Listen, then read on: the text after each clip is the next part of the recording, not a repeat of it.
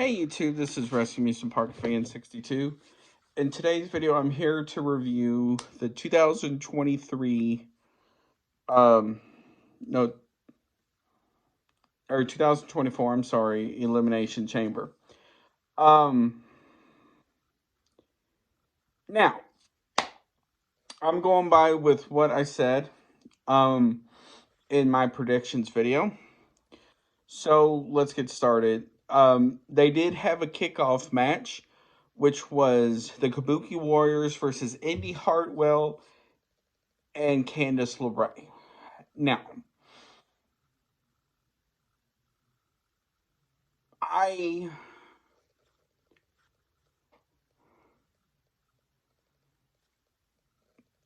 it honestly was a decent match for what it was. Um, both Candice and Indy got a lot of good offense in the match. But honestly, I was not surprised with the Kabuki Warriors winning. Although I would have liked if they would have done a twist, and would have had Indy and Candice win, even if they would drop the belts like tonight on Raw or on SmackDown or whatever. So the first match of the actual show was the Women's Elimination Chamber match, which was Naomi versus Liv Morgan versus Becky Lynch versus Bianca Belair versus Tiffany Stratton versus Raquel Gonzalez. Now, I'm not going to go in the order of how each person came out. But I will say this. I was impressed with how over Tiffany Stratton was in Australia. Because at this point, she was only on the main roster 2 weeks, maybe 3. So I was very impressed with that. The first time you can notice that, I'm not sure if it's still on the network or not, is the press conference they had Friday night. When Tiffany came out, she came out to a huge pop. So that was something that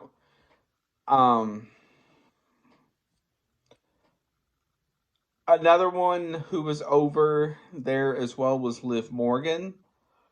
As well. Now, honestly, Becky Lynch winning was not really much of a surprise, as they have been hinting it for the last several weeks. Her versus either Rhea or Nia Jax, which I'll get to. But overall, the women's match was good. I love some of the insane spots that they did. The next match was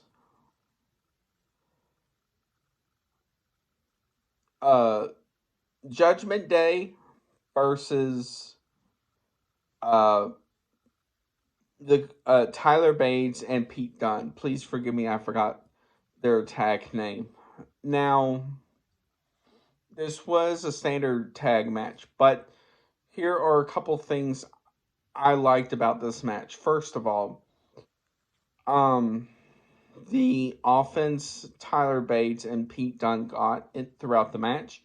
Also, Pete Dunne doing his famous things with his opponent's hands, like trying to break them. Tyler Bate with his helicopter spin. I forgot what it was called. Also for Judgment Day, the heat Dominic Mysterio got, and how when he would try to talk on the microphone, the heat was just getting louder and louder and louder. And then when he tried to do something, and I think it was Tyler Bates, Pete Dunne, and Eva Michael Cole was saying something. Now we get to the Grayson Waller effect. Okay. Um. Now the thing I liked about this was showing the friendship between Seth Rollins and Cody Rhodes. Um. And how Seth is going to be there for Cody when because he called out The Rock to have a match between now and WrestleMania, which we are over 40 days away. So, um, in somewhere in there is going to be a match. Rumor is at this point it's going to be a tag match between Cody and Seth versus Roman and The Rock, presumably on night one of WrestleMania. So we have to see if that comes true. The other big thing Seth said as well was he's a few days away from being able to start competing again.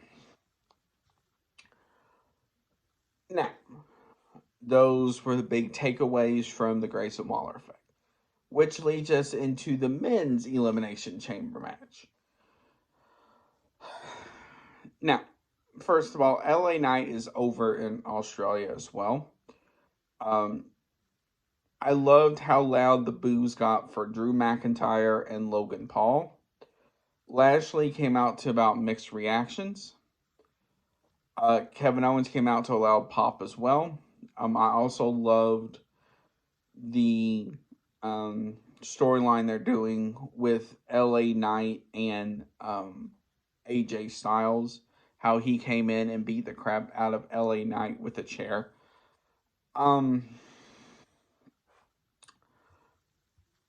Now, which leads us into the finish.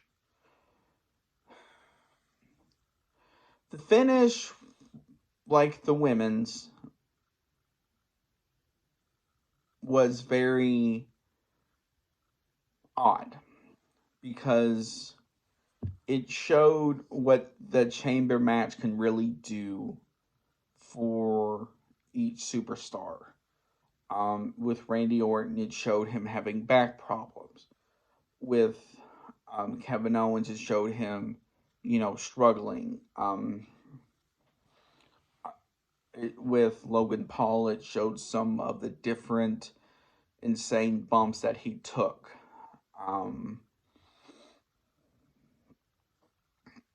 Now,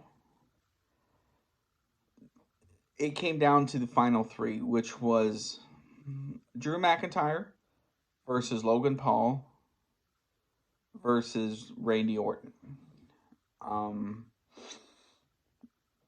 One of the things I liked was when Logan Paul was celebrating him getting his brass knuckles out. Randy Orton came out of nowhere and RKO'd him.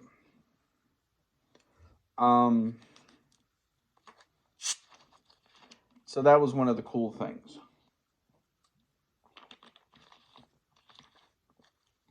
So when Logan Paul got eliminated, it came down to Drew McIntyre and Randy Orton. Now this is where I loved how Michael Cole got into this as well.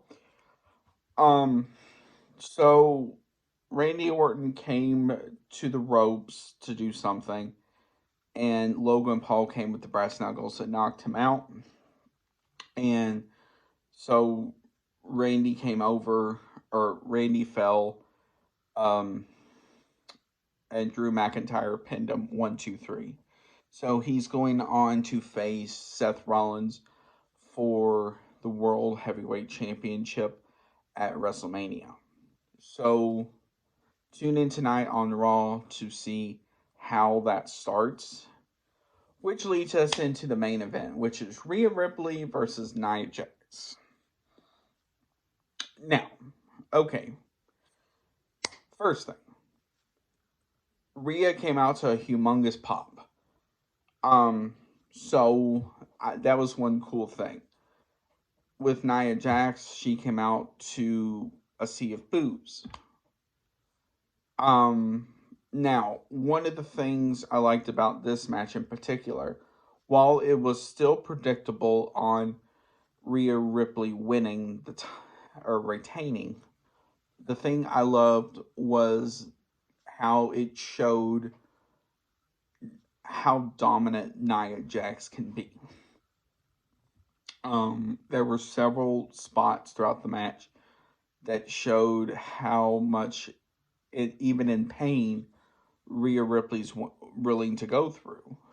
Um, Overall, it was a great show.